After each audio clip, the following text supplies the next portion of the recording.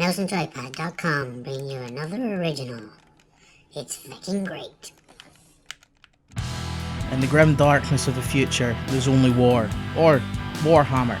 There's no shortage of Warhammer games that are in development at the moment, and I've been lucky enough to speak with Nadir Alakani, the studio head at Pixel Hero Games, who are developing Eisenhorn Xenos, the game adaptation of Dan Abnett's Eisenhorn Xenos. This is what Nadir had to say about the game.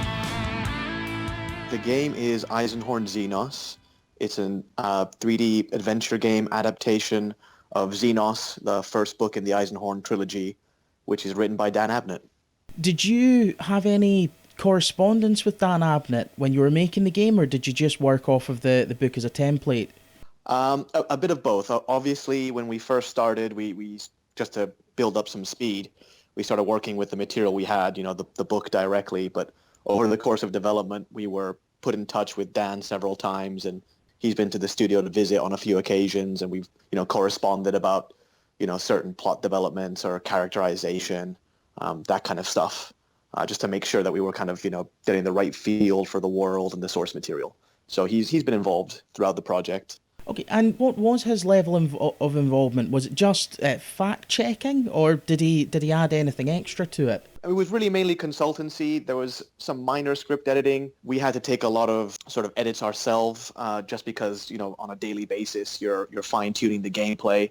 And so you're having to constantly kind of go back quickly and just, edit things down or add in additional lines, etc., to expand on points. And then where we could, if we had enough of them, like a couple of months down the line, we'd sort of shoot them off to Dan to kind of look over and sort of give feedback on. Unfortunately for us, Dan is an incredibly busy and popular author, so locking him down long-term over the course of development was a tricky thing. But, we made sure to keep him abreast of everything that was happening and went back and forth with him as often as we could. Cool. I can imagine that he would be quite a hard man to get a hold of. Yeah, he's lovely. So, it's tricky because you obviously get the impression when you speak to him that he's so passionate about every project he gets involved in, even to a minor degree, that he wants to say yes to everything. But, when everyone has different deadlines, you can't always hold him to that. So he's very busy. Now, the plot of Eisenhorn, does it mirror the book exactly? Does it go step for step, or is there anything else that you've added in as an extra? Generally, we've pretty much followed the book step for step. We've made some alterations here and there. There were some elements of the story that perhaps when they were written, they weren't quite as in canon with Warhammer 40k as perhaps they should have been. Some elements that we kind of, for example, removed because we didn't really feel that they either felt with the gameplay or the kind of pacing that we were going with in the game, or they just didn't really fit. An example of which would be there's a scene in the book where Eisenhorn and his crew arrive on a planet called Gudrun, and they're investigating this heretic family. And in this scene, Eisenhorn ends up going to this bar, finds like a rogue ship captain, and they end up having like this space bike chase throughout the city. And at the end of that scene, the bad guy who Eisenhorn is chasing kills himself. So Eisenhorn gains zero information. And in the book, it's a really cool section because, you get a bigger sense for the universe. You're getting that kind of sense of scale of like the city and the way people live and stuff. But from a gameplay point of view, we've suddenly got to make a racing game for one component of the game that's like this. And from a story point of view, you get zero information from it. So it was one of those scenes that, looking at, we sort of felt that, it would be far too much work for what it brought to the kind of story to kind of implement, particularly from a gameplay point of view. So what we ended up doing was we cut that scene and we had one of Eisenhorn's members act it out, and he basically gives you the information. So he comes up to Eisenhorn and says, I went to investigate that captain that we were suspicious about, and I had a chase with him, and he died, and I didn't get any info. So you get like the sense of what happened, and that guy sort of fulfilled his role. We just didn't have it in the gameplay. But that's probably one of the bigger edits. By and large, we've pretty much stuck to the book pretty closely. So we've tried to sort of get the story as complete as possible from beginning to end. I'd like to speak about the development of Eisenhorn really quickly. Initially, this was announced as a mobile game, but you've since changed it to a PC launch predominantly. What was your reasoning behind that? So actually, we initially announced as a mobile game, but we had agreements for mobile and PC simultaneously. We were just, in terms of pre-production, a bit further ahead with the mobile side of the pipeline, and I think there was just excitement to announce, so we sort of pushed out an announcement right at the start, the beginning of development in the first 2 or 3 months. Throughout the entire development, obviously we develop with PCs, and so we've been developing, I don't want to say PC primarily because the gamepad from a touch input point of view is always a consideration, but we've been basically developing it with a controller in mind, like a 360 or a PlayStation controller on PCs, and then doing the mobile version simultaneously. And just, every time we do a little bit, we just test it on the mobile version, make sure that everything is still working, tweak and adjust, and then move on to the next component. Currently, we are actually looking to now do a simultaneous launch on PC and iOS on August 10th. So it'll be available on both those platforms on the same day.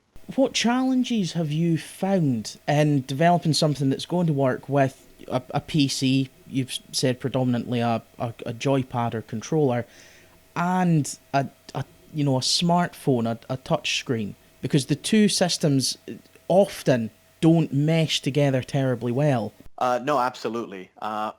This project has been interesting for a variety of reasons. Obviously, as you sort of, imply yourself, there's a technical consideration as far as, you have an Xbox controller that has 16 buttons, where not only do you have each one of those individual 16 buttons, but you can do combinations of buttons as well to sort of pull out more inputs, which is a lot of complexity. And then you have a touchscreen, which, you don't really want, depending on the size of the device, if it's a phone versus a tablet, you don't really want to be swimming the screen full of buttons.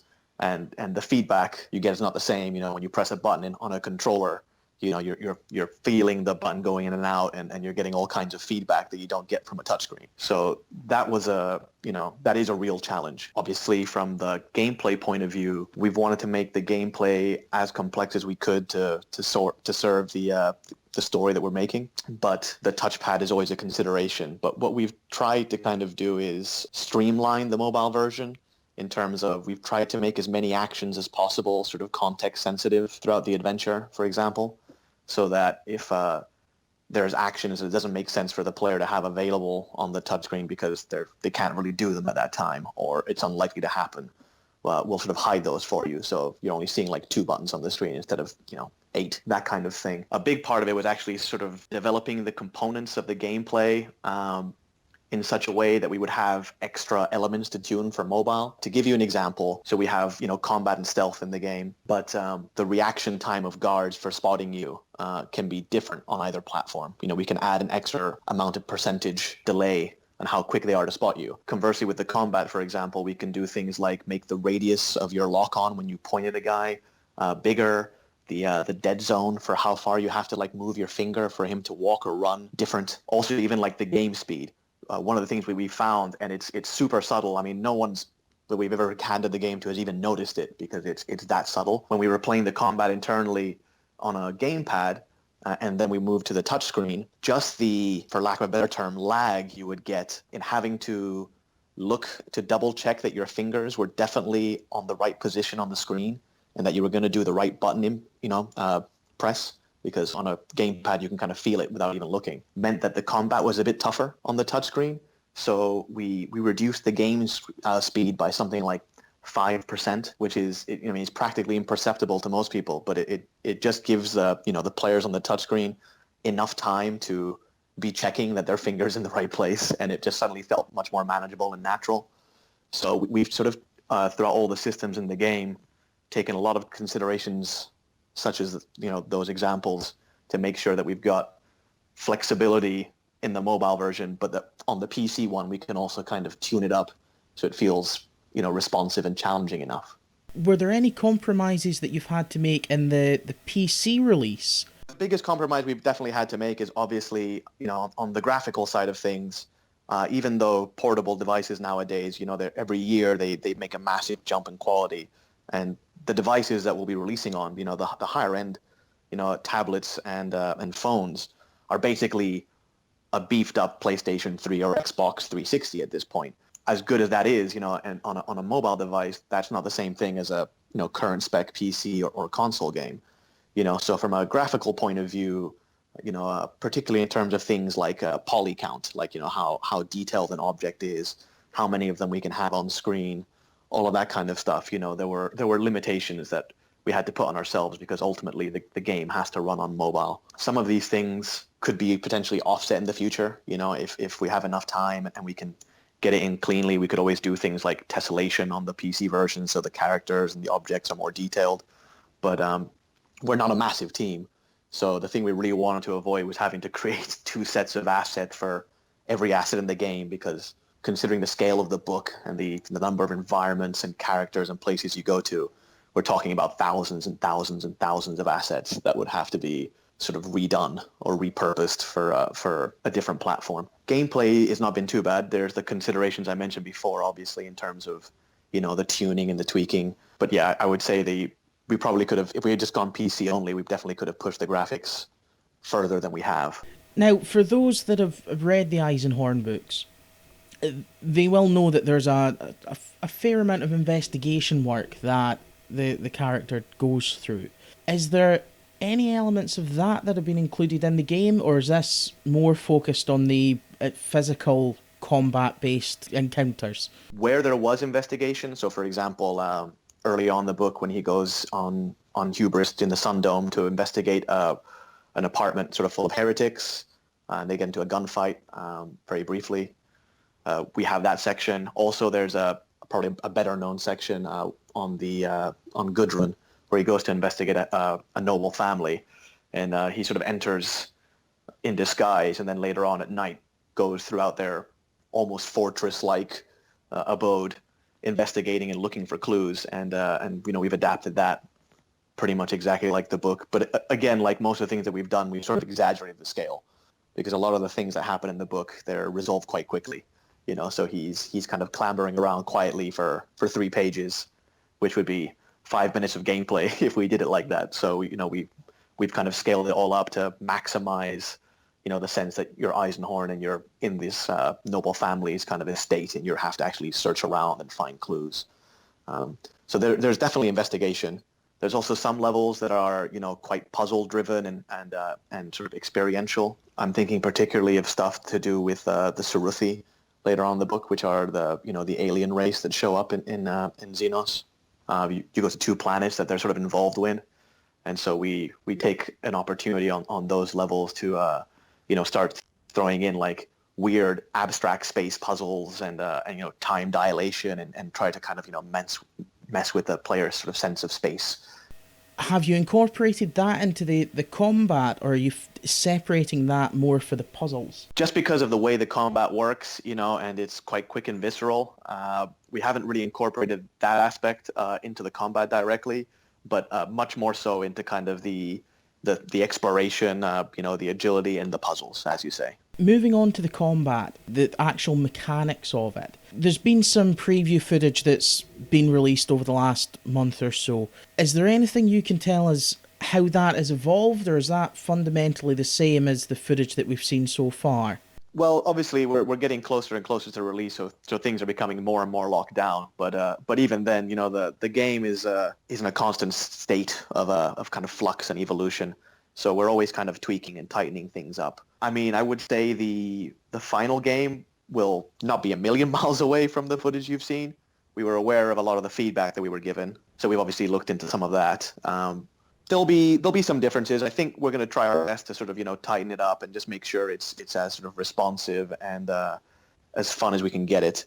Obviously, mobile's a consideration, but I to be honest, I don't think it was. I think a lot of people misconstrued mobile as the reason why the combat was the way it was in those preview builds, and it's not so much the case. Perhaps, so the preview build that we handed out was the first 2 levels of the game, which from our point of view is a massive tutorial, because it kind of goes through from the first level, sort of learning all the movement, exploration, and kind of basic combat, to the second level where Eisenhorn, gets his ship, he gets his retinue. You start to go investigating a bit more. You learn how to do the basic stealth, how to have a party with you, how to do combat with the party, how to do some of the mini games, both like tech hacking and using Eisenhorn's will on people. So those first 2 levels in the preview were very much kind of a massive tutorial to kind of glide the player through that while kind of getting them into the story and the universe. From our point of view, the biggest thing about the game is the story, getting players to experience the adventure and sort of feel like, what Eisenhorn was feeling at the time and seeing the scale of the Warhammer 40,000 universe. So there was a massive sort of amount of the gameplay in those first two levels, which, is probably leaning on the slightly more forgiving side, just to make sure that, people are getting a chance to sort of learn the mechanics first. And then it kind of starts to ramp up and become more complicated. But yeah, I think there was a lot of people who were maybe looking at that and kind of, seeing that and going, oh, it's simplified because of mobile. And sort of, well, mobile's a consideration, but we have a lot of ways, sort of as I mentioned before, of making sure the mobile version feels responsive and playable. None of the gameplay systems have been designed that way, definitely from the ground up because of mobile. I think we've just always sort of felt that the story was the main thing. It's not a combat game from head to toe, like something like Dark Souls, which was a game that was sort of thrown out a lot. In Dark Souls, you're pretty much always in combat.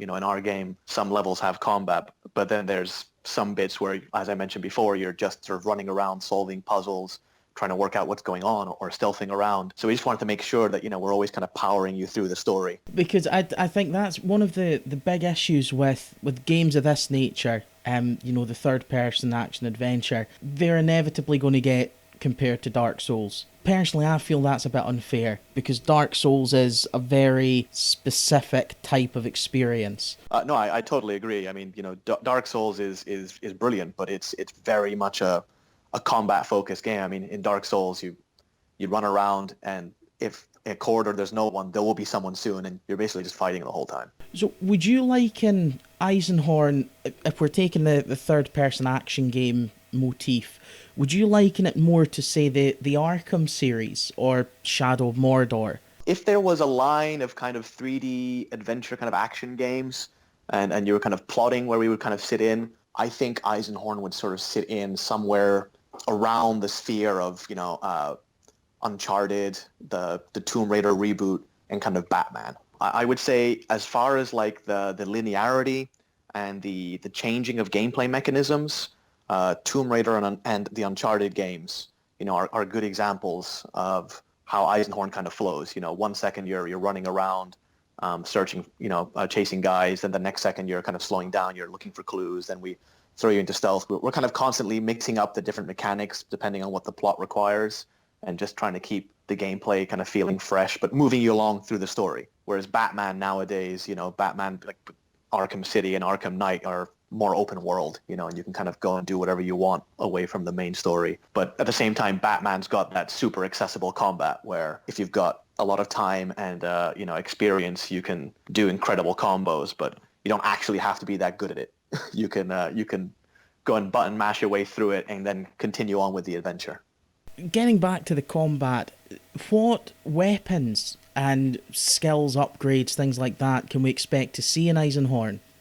Quite a few weapons. Obviously we've got, a range of power swords, power axes, bolters, chain swords, thunder hammers, plasma pistols, stub guns, all kinds of stuff. Basically, there is a loot system where you will get either coins or occasionally weapons. But there's an armory that Eisenhorn has access to. And the armory is essentially the hub point for you to decide which party members you take with you on a mission and what gear that you're basically loading everyone out with. When you say loading everyone else out with, I assume you mean your veteran, your crew. Yeah, so there's Eisenhorn, and then there's two retinue members that you can take with you on a mission at any one time. One of them is a bodyguard role. So the bodyguard will be someone who will join you in combat. So Fishig would be a good example of one of the bodyguard characters. He's an Arbite in the book. And with the bodyguards, they function very much like Eisenhorn. So you can change their melee weapon, their range weapon, and you can give them a couple of accessories that will modify their stats. And so basically their level, quote unquote, is dependent on the gear that they've got. And then the other retinue member that you get to take with you is a support role. So for example, someone like Amos. And what that will do is Amos will aid you during the adventure. So for example, if you're solving puzzles or you're doing stealth, Amos is a savant, and so he improves Eisenhorn's sort of tech skills. So there may be traps or, secret passages, extra loot, those kind of things that you can get in the adventure that you wouldn't otherwise get if you didn't have Amos. But are there any boss battles or something akin to that in Eisenhorn? Yeah, there's a few. Obviously, the scale of those sort of changes. I mean, obviously on the first level, there's a sort of boss battle with Iclone, who's the heretic you're chasing at the start of the book, and you have a fight with him and his henchmen. But then, for example, there's also the boss battle with the Chaos Space Marine Mandragore. There's a few boss battles. They're spread around, and I would say if we've sort of got regular enemies, sort of mid-tier kind of sub-boss enemies. They've got like some unique skills, some extra kind of quirks, but they're not full-on, fully fledged bosses. And then we've got sort of full boss-style enemies. Does Eisenhorn himself have a leveling system, or is that tied into the equipment like his followers? It's the same system. But Eisenhorn has more slots available to him. So Eisenhorn can use some of the characters may be limited to what gear they can take. I enter spoiler territory. There's party members that you unlock after you play through the game the first time, which sort of allow you to sort of break the canon of the story on subsequent playthroughs, who have unique gear and unique equipment. Eisenhorn can sort of use everything, and he has sort of more slots to kind of customize himself with than the others. Of course, Xenos is the first in the Eisenhorn trilogy. Do you plan on carrying the trilogy on and doing the other two books? If things went well, I think we'd definitely consider for sure. This is, obviously we've said, mobile and PC release. Do you have any intentions on launching on console? It's one of the most requested things we get, especially when we go to the kind of, shows and whatnot. People play the game and they play it on a PC with a gamepad, and they're kind of going, oh, this would be great on PlayStation 4 and Xbox. I think we would definitely like to do that, but for the moment we're concentrating on PC and mobile. But it's certainly something that's on our radar, and if things go well, we would absolutely like to do. You can pick up Eisenhorn Xeno on August 10th. If you like this interview, then please like and subscribe, and may the Emperor be with you.